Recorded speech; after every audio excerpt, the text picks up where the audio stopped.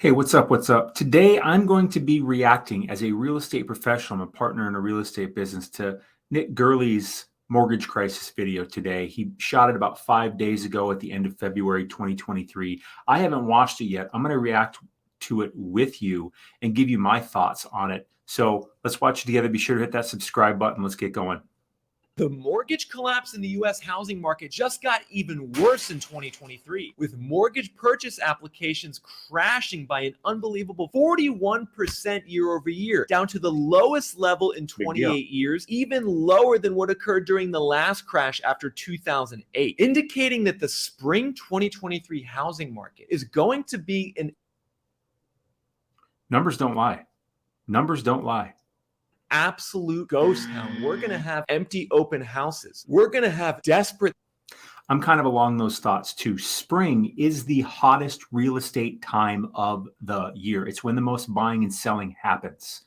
Okay. So it's a big deal. If the real estate market doesn't pick up and do something special during this spring, starting basically right now, it's March 2nd, 2023 that I'm shooting this, between now and basically the end of June, if it doesn't massively pick up, then wow. Sellers feverishly trying to cut the price. And we know this because according to the January 2023 Realtors Confidence Survey by the NAR, only 29% of home purchases last month were made in cash, meaning that the remaining 71% needed a mortgage to facilitate the transaction, meaning that this mortgage collapse being worse than 2008 is a huge problem for the US housing market, particularly in certain cities and states where the buyer demand has already collapsed significantly. The more that inventory goes up and that buyers drop out of the market, the more pressure there will be for in terms of buyer demand dropping. The Midwest and the Northeast don't seem to be getting hit that hard, but the West, the Southwest, and the South seem to be getting smoked. Prices to decline. We are not even close to a bottom in this market yet, especially with mortgage rates now going back up. Mortgage rates went down by a little bit over the last month and a half. Well, they are now on the rise again, up to 6.6% in the latest survey from Freddie Mac, and they could go even higher in future weeks to 6.8 or 6.9%. And these escalating mortgage rates combined with home prices, which are, by the way, every 1% interest rates go up, that's an additional 10% someone pays on their monthly mortgage payment. So if right now they're paying $2,000 a month and interest rate goes up 1%, now they're paying $2,200. It's a big deal. Still near a record level. The prices have come down a bit, but not by enough, means that the regular home buyer in America is still fundamentally priced out of the market. And we won't see a bottom in this housing market. It won't look like a good time to buy for you until we see both home prices and mortgage rates go down. When both. That's absolutely true. I absolutely agree with that. The bottom of the real estate market, in my assessment, and listen, I'm in real estate. I don't want this to be true. I don't want this stuff to be true, but I can't sit there and be in denial and paint out hopium and what I want to be true. I have to look at facts. I have to look at data so that I can actually plan for what's going to happen instead of just set myself up for, well, I hope it's okay. I hope it's okay. I hope it's okay. It's going to be okay, man. Low inventory, low inventory, low inventory. No, that doesn't work. That doesn't work.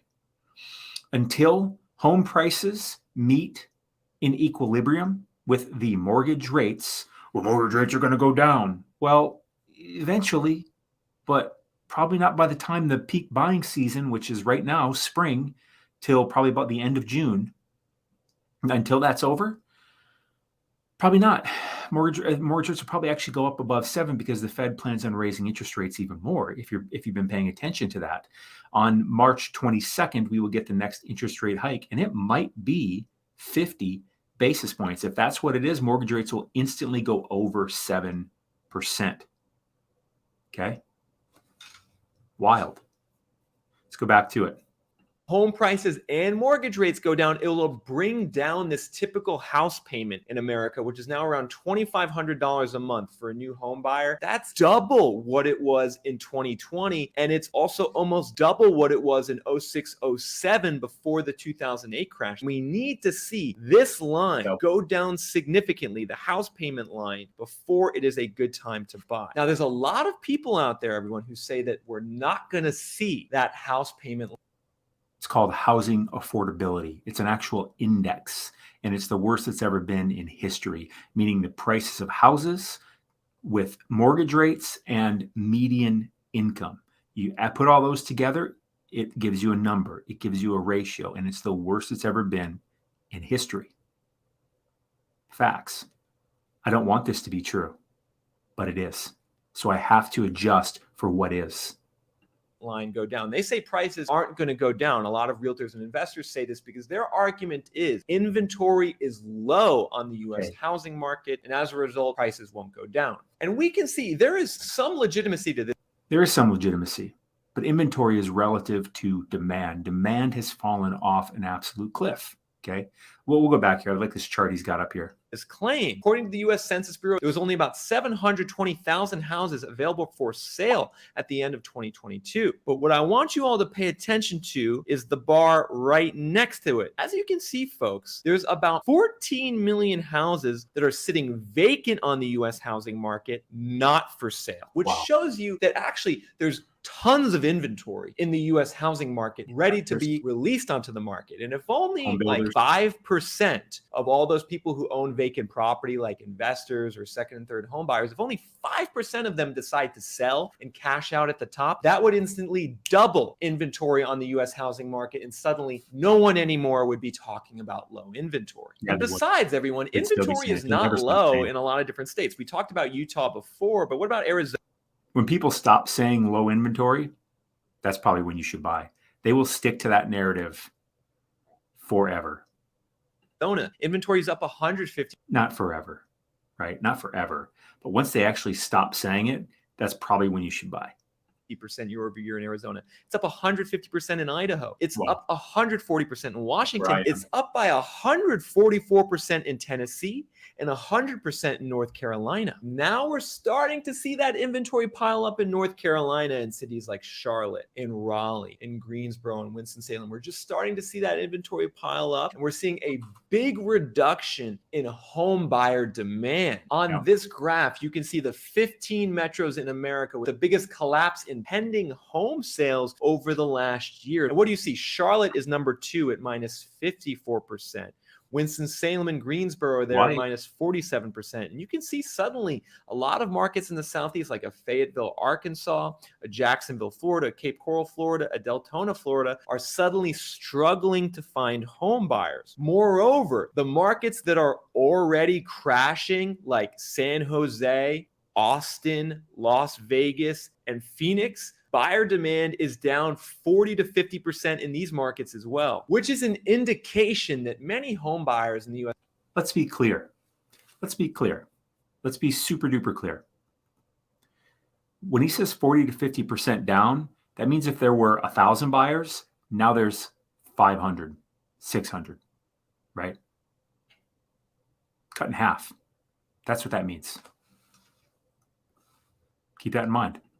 US housing market are not ready to just suddenly jump back in when they see home prices go down and inventory go up. In fact, quite the contrary in many situations, because as buyers in certain cities see prices go down, the FOMO just completely goes away. It's at this point, the opposite direction, that we need to talk about the economy, and particularly the recession. Do you all remember the recession that everyone was talking about in 2022 and that a lot of people have forgotten about? Well, that recession, in my opinion, is still coming. And I'm going to show you some historical data right now that tells you when it could be coming. And to see what I'm talking about, take a look at this graph where we're looking at home sales in America going back to 1969.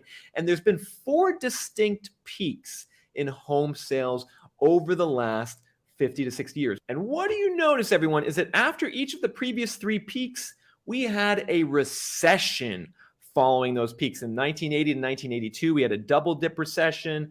1990, 1991, we had the Gulf War recession. And then, of course, from 07 to 09, we had the great financial crisis, indicating that That's the a good collapse chart. in home sales we're seeing today is telling you that a recession is around the corner. And it takes about 2 years historically to go from peak home sales to the start of a recession, right. which suggests that we could be in the start of an official recession by the middle of 2023. And if we do have a recession, which I think is a pretty high likelihood, that's going to make all the metrics of the housing market look even worse. It's going to suppress buyer demand even more. Yep. It's going to cause inventory to go up by more. It's going to cause prices to go down. And oh yeah, it's also going to cause foreclosures. So we haven't seen the foreclosures really yet. I'm In not fact, the as worried about foreclosure those. rate is near an all-time low right now. However, that's something that's going to change very.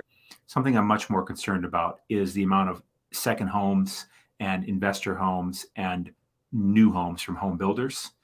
That's where the inventory is really sitting around just waiting to crush the market. Foreclosures, I don't see that as being, it certainly won't be the 2008 financial crisis type thing. It won't be like that at all. There'll be more than there was in 2020 and 2021 because basically foreclosures weren't allowed then. But the biggest, thing I see on the horizon is the investor properties, second home properties. By investor properties, I don't just mean big companies, which that's a lot of them, but I mean all the Airbnb people, not all, but many, and your mom and pop, and second homes, third homes, stuff like that. Very soon, because data from the Federal Housing Administration is showing that there's been a big increase in the delinquency rate on FHA loans. Specifically, the 30-day delinquency rate over the last year has gone up from 3.8% all the way to 5.6%. And when you see that 30-day delinquency rate going up really fast, that means it's possible we could see increases in 60 and 90-day delinquencies soon, which would then start to on FHA loans specifically. Look at that. Oh my goodness. Look at that. The 30-day going from 3.8 to what did he say? The 30-day delinquency rate over the last year has gone up from 3.8% all the way to 5.6%. And oh wow. Well, I was unaware of that. That's really alarming, right? I mean, looking at that, it's went up like 50%. The 30-day late. Well, they got to get to over 90 days to get foreclosed on. Listen, when people start getting, it starts to work its way in. When people start getting 30 days late, then you're going to see 60 days pick up and 90 days pick up. And the thing is about that is you don't know when it's going to end. And if you couple that with the housing market going down, if you couple that with more inventory coming on via home builders, which have a crap load of inventory that isn't even out yet, and they're still building, which is just shocking to believe, but it's true. And all the investors saying, oh, we need to offload this shit. We don't know what's coming on here. And you got Airbnb people busting because they can't rent their shit out with recessions and there's supply because there's more supply than demand. And they got houses in neighborhoods which people aren't interested in because COVID's over and they'd rather just stay at a resort or a hotel or something like that or something better than just a home in a neighborhood. And then you have second and third home people are like, well, we got to get rid of this shit. We can't afford this. Maybe we just lost our job because the tech industry is going to get hit pretty hard. They're already starting to get hit hard. Those are people that bought second, third homes, stuff like that. So if these foreclosures start picking up, all of that will kind of tie together and snowball. And you'll see foreclosures pick up because a lot of people would be like, why do I even care? Screw it. Take the house. It's all crashing anyways. Look at all this stuff. It's a big deal to pay attention to. Big deal. Let's get back to it. And when you see that 30-day delinquency rate going up really fast, that means it's possible we could see increases in 60 and 90-day delinquencies soon, which would then start to initiate foreclosure filings. So we're going to likely have an increase in foreclosures this year. We're likely going to also have a recession based on the historical data, just as the mortgage market has collapsed for home buyers. So what does all of that mean for you out there, for someone? When he says mortgage collapse, he means mortgage demand. People applying for mortgages. That has fallen off a cliff, literally down like 80%. Who's either a home buyer or an investor trying to decide when to buy. Well, a big metric that I'm looking at to tell me whether a market is a good place to buy and when the bottom is going to be is the relationship between the cost to buy a house compared to the cost to rent an apartment. Yeah. And really what you want Look to at that watch gap. out for, Look at everyone, this. in your housing market is Way if more this expensive to orange own a house. line, the cost to buy, is significantly above the cost to rent, like No it one's is in talking about Phoenix. It's 42% more expensive to buy, $800 more per month. That's a signal that you probably don't want to buy, right? Because if you're a renter, it Save makes yourself more financial $1,000. sense for you to rent. What about in a market like Charlotte that we talked about before? Well, you can see in Charlotte, historically, it's more expensive to rent than it is to $500. buy, but that is no longer the case due to higher home prices and higher mortgage rates. It's now more expensive to buy in Charlotte, as it is in a market like Los Angeles. Everyone, check this out. It costs $5,000 a Jesus month Christ. to buy a house in LA in terms of mortgage $200? payments, insurance, and property $300 taxes, difference? compared to around $3,000 a month to rent an apartment. That's $2,200 more per month to 75% buy if you're an difference. LA Orange County home buyer. Jesus. And this is simple math, everyone. Home buyers aren't dumb. They look at the mortgage rates, they see the home prices, they do the calculation, and they realize it makes no sense for them to buy. There's absolutely no one wanting to take out a mortgage and buy a home and rent it out for cash flow by investors, at least diminishing. Regardless of what Wall Street investors try to spin, regardless of what realtors are. Let me be very clear. In the last 10 years or so, investors doing that exact thing, taking out mortgages to buy homes and rent them out and cash flow, and have someone else get the equity, get the depreciation, get the cash flow, get someone else paying for your mortgage, was a big deal. But it doesn't make any sense. So that part of the market, taking out that kind of money, gone. Absolutely gone. Are trying to spin, who are trying to say that now is a good time to buy.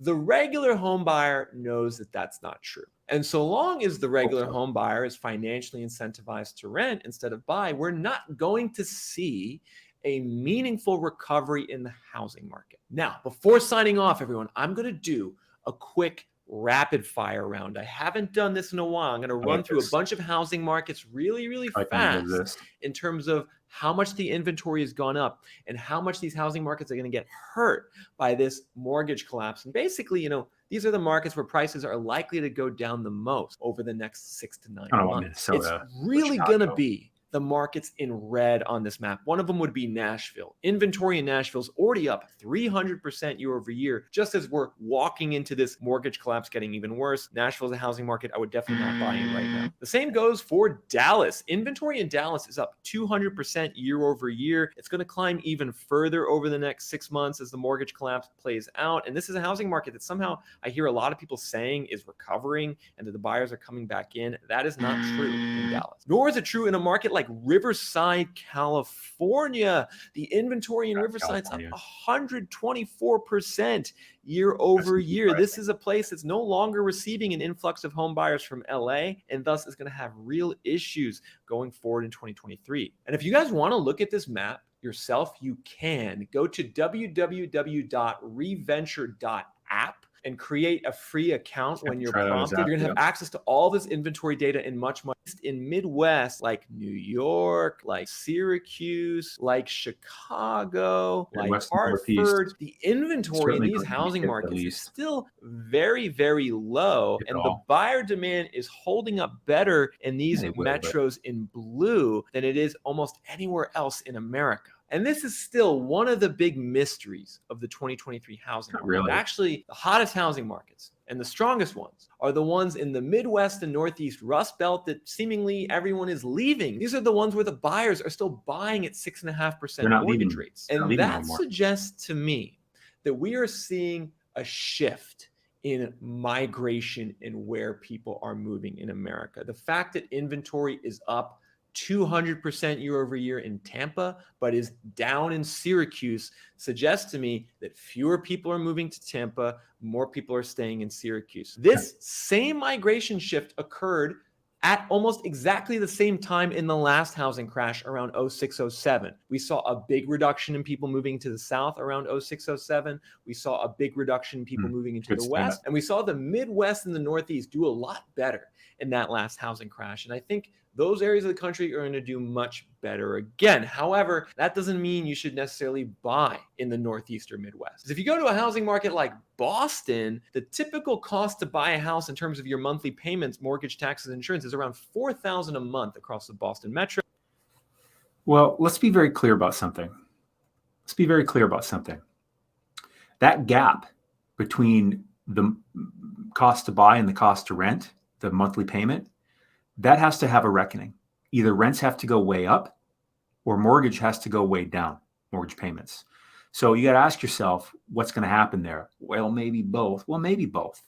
But the reality is, one of them spiked up like crazy, buying, mortgage payment. So it makes sense that it comes down to do much more of the heavy lifting to meet back up with the rental.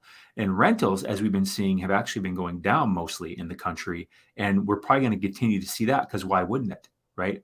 Unemployment is ticking up. I know we'll be having a new jobs report. Today is Thursday, March 2nd. On March 10th, we'll have a new jobs report. We'll see what that looks like. But over the course of this year, unemployment is going to tick up, right? Before you head into a recession, very commonly, you hit literally like record low unemployment. Weird, right? I know it's weird, but that's the way it goes. So the rental market will probably cool, because one thing that I don't know if Nick's going to mention here is that there is a shite load of multifamily that is going to be opening, that is under construction, has been under construction over the past several years. And that's going to be another big piece of this component, is what's going to happen with all the apartment buildings. I live in Seattle.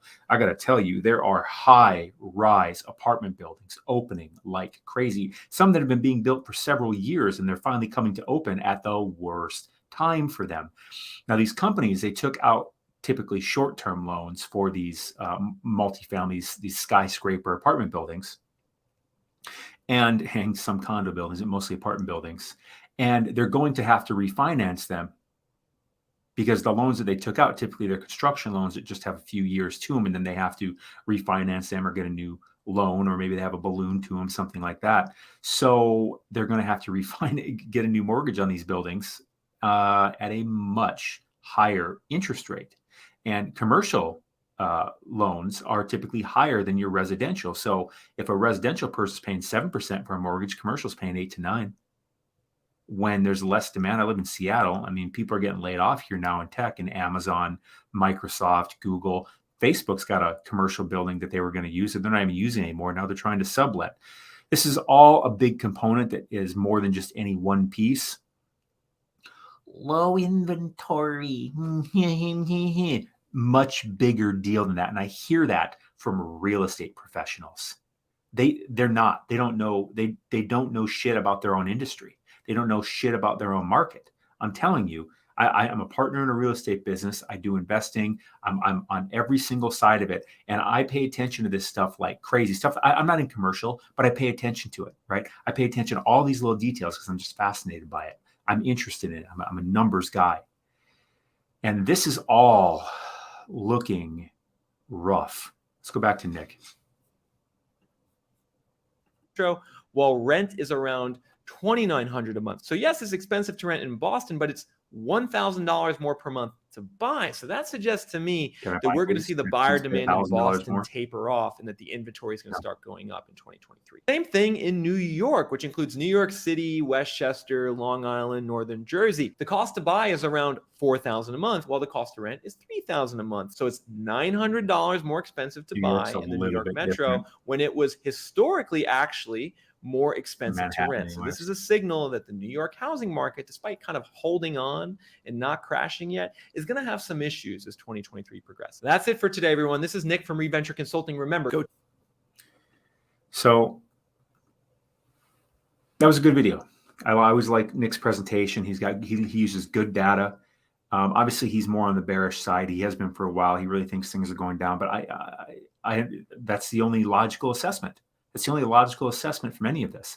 And again, if you factor in commercial, which would be like multifamily, this is a lot heavier than just the residential thing. One thing I'll get when I say, the housing market's probably going to still go down, people will hit me up with, I'm sitting pretty with my 2.8 mortgage, I ain't selling. Like what they do what one person does is what the whole market is going to do. Oh, what's John and Susie doing? Oh, okay, well, that's what the whole market will do. That's a massive ignorance of how all of this works. Don't be that person. That's why you're watching a video like this, so that you can get educated and understand this big giant